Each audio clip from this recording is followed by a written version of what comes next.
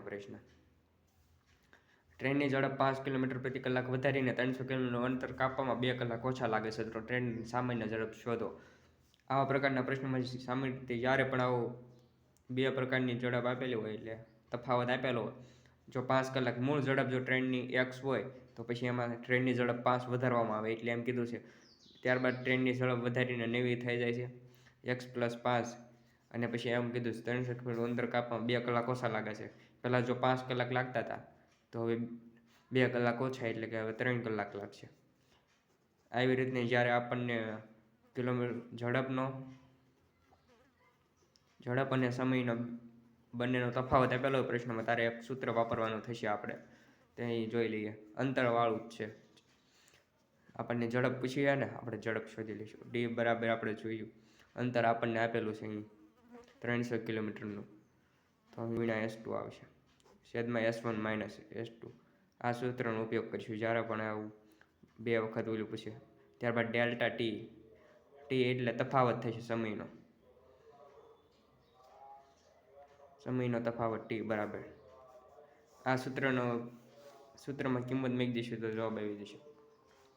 તો અહીં મૂકીએ તો સૌપ્રથમ અહીં ડી એટલે થશે આપણું અંતર આપણને આપેલું છે પ્રશ્નમાં 300 કિલોમીટરનું. ત્યારબાદ બંનેનો તફાવત આપણને મૂળ ઝડપ અને બંનેની 90, એટલે પહેલાં x હતી, ત્યારબાદ x + 5 થઈ ગઈ 90, 5 વધી ગઈ હતી એટલે x + 5 મૂકશું.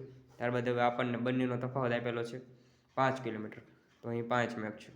હવે ત્યારબાદ આપણને અહીં આપેલા છે 2 કલાકનો સમય લાગે. ડેલ્ટા ટી એટલે સમયનો તફાવત થશે. આ 2 અહીં ઉડાડશું તો 150 અહીં આવી આવશે. 150 ને 15 પંચા કરીશું તો 75, એટલે 750 થઈ જશે. એટલે x અને x + 5 વચ્ચે.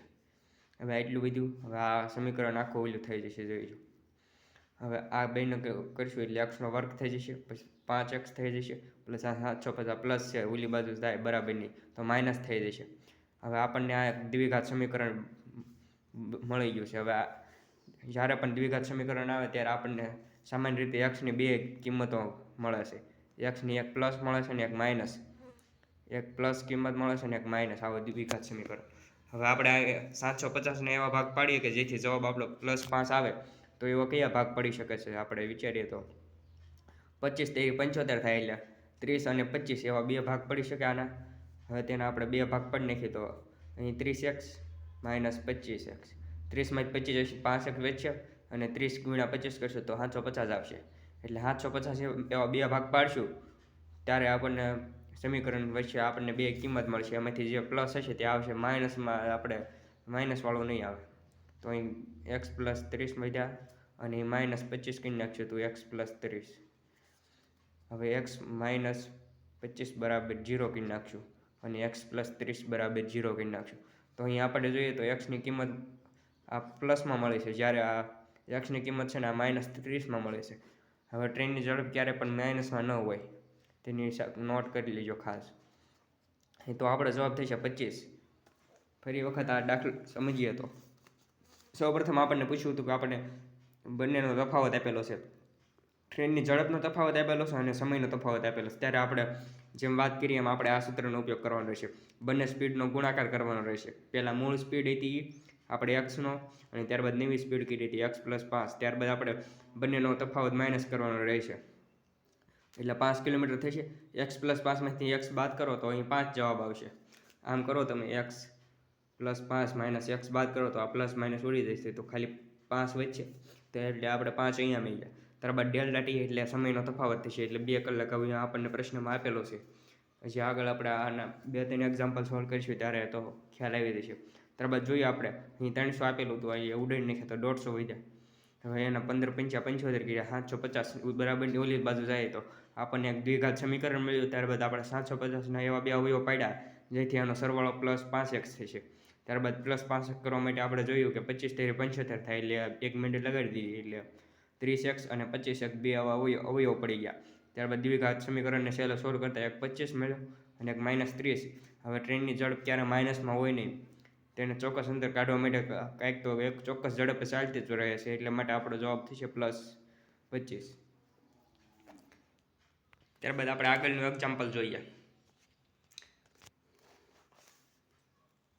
એન્જિનમાં ખામીને કારણે એક એક્સપ્રેસ ટ્રેન સામાન્ય ઝડપ કરતાં 9/10ની ઝડપે જાય છે અને તે 2:28 વાગ્યે પહોંચવાને બદલે 2:34 વાગ્યે પહોંચે છે. તો કેટલા વાગે ટ્રેન શરૂ થઈ છે? આ થોડોક અલગ ટાઈપનો પ્રશ્ન પૂછ્યો છે. આપણે જેટલા પણ સોલ્વ કર્યા તેનાથી થોડોક અલગ છે. તો આને સોલ્વ કરીએ તો આપણે આ ગુણોત્તર અને પ્રમાણવાળું જે રીતના આપણે ઓલી રીતથી સોલ્વ કરતા હતા રેશિયો મેથડથી, જો તમે સમયાંતર અને ઝડપ જોઈ હોય તે રીતના શોધજો. જો અહીં 10/9 ઝડપથી ઘટાડી નાખે છે, ખામી કારણે હવે તેની ઝડપ ઘટી જાય છે. અહીં 9/10 એટલી ઝડપ એની ઘટી જાય છે. તો અહીં પહેલાં એની મૂળ કેટલી હતી? 10ની ઝડપ ગતિ કરતો હોય છે અને તાર 90 પહેલાં 10ની ગતિએ ઝડપથી ચાલતો હતો, ત્યારબાદ હવે 9ની ઝડપે. હવે ત્યારબાદ આપણે અંતર સમાન હોય ત્યારે જેમ જોઈ ગયા હતા એમ, જ્યારે અંતર સમાન હોય ત્યારે ઝડપનો વ્યસ્ત ગુણોત્તર એ સમયનો થશે. આ ઝડપનો વ્યસ્ત ગુણોત્તર એ સમયનો થશે. આ જોઈ ગયા હતા આપણે સમયાંતરને ઝડપમાં. તો આપણે હવે ટાઈમનો રેશિયો આનું ઊંધો થઈ જશે. હવે આ બંનેનો તફાવત કરીશું, ડિફરન્સ. તો 1 બરાબર આપણને આપેલા છે પ્રશ્નમાં કેટલા છે? 28 - 24 34 કરશું તો આપણને 6 મિનિટ મળશે. આમ 28 બાદ કરીશું તો અહીં 2 થઈ જાય, અહીં 10 14 - 8 જાય તો 6, આપણને 6 મિનિટ મળે. 1 બરાબર તફાવત આપણને 6 મિનિટ મળે. તો અહીં 6 વડે ગુણાકાર કરીશું અને અહીં પણ 6 વડે ગુણાકાર કરીશું. 6 વડે ગુણાકાર કરતાં અહીં 60 મિનિટનો સમય થાય છે.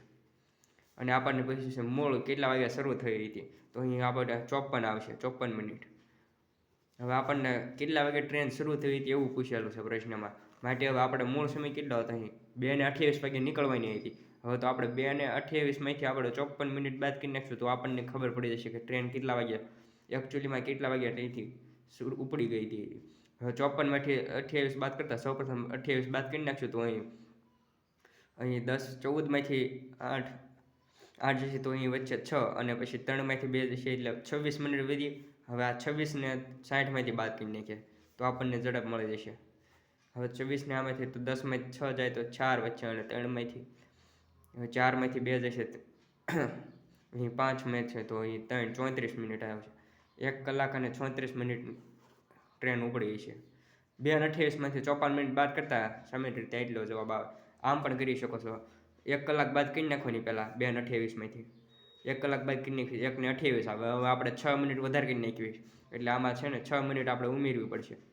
એટલે 6 મિનિટ ઉપી નાખશું એટલે 28 ને 6 થશે 34. આ રીતના પણ ગણતરી કરી શકો છો. હવે ત્યારબાદ જોઈએ આગળનો પ્રશ્ન આપણે. બે ટ્રેનો એક જ સમયે શરૂ થાય છે, એટલે બે એક જ સમયે શરૂ થાય છે. બે ટ્રેનો છે એક સમયે ઉપડે એટલે સમય સમાન છે. ધારો કે ટ્રેન એ છે શહેર, આ ટ્રેન એ છે ને જે શહેર એમથી તે એન સુધી જાય છે.